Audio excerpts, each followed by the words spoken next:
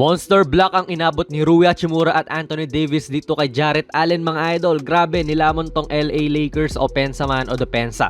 First half pa lang ang ganda na ng stats. 18 points, 12 rebounds and 2 blocks na kagad. Samantalang itong LA Lakers, anyari sa opensa nila.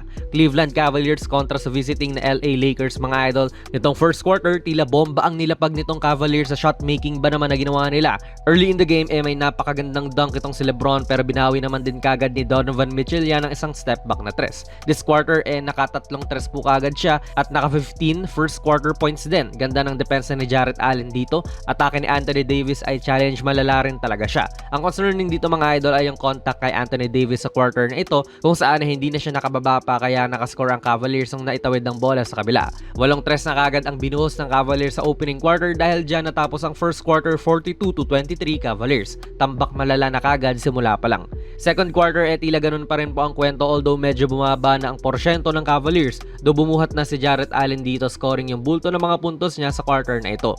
Off sa mintes si Garland ay itong dakdak din ni Allen. Andit ba naman ang bantay niya Another monster tapal din mula sa kanya this time kay Rui Hachimura naman.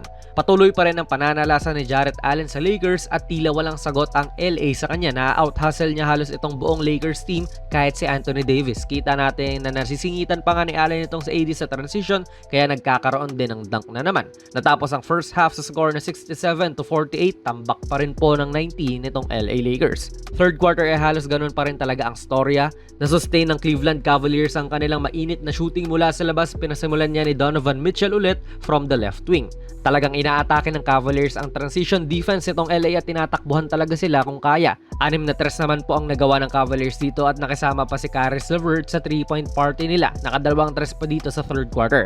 Nakita natin na sumusubok na rin talaga si LeBron ng mga labaw kontra sa hometown team niya pero may mga times na stagnant din po ang kanilang opensa. Halos ganun pa rin po ang lamang ng Cavaliers sa end ng third quarter, 99-79. Fourth quarter mga idol, kita nating pinagsabay na sina AD at LeBron in which sa rotation po ni Coach JJ Redick ay hindi pa natin nakikita talaga na nag-start sila ng sabay sa fourth quarter. Tambak na rin kasi So if makaka-comeback sila ay ayos yun pero kung hindi, maaga silang makakapagpahinga. And ano yung nangyari? Maaga silang nagpahinga. Mga bandang 9 minutes ng fourth ay inilabas po si LeBron kapalit ni Cam Reddish at yung Cavaliers crowd ay sumisigaw pa ng "We want Bronny" daw. Pero iba naman din ang bumida sa Cavaliers. Si Evan Mobley naman ngayon at nanalasa siya sa loob. Sa bandang 5:16 mark po ng fourth quarter ay pinasok na si Bronny para sa kanyang second official NBA game kung saan nag-cheer din po ang Cleveland crowd sa kanya.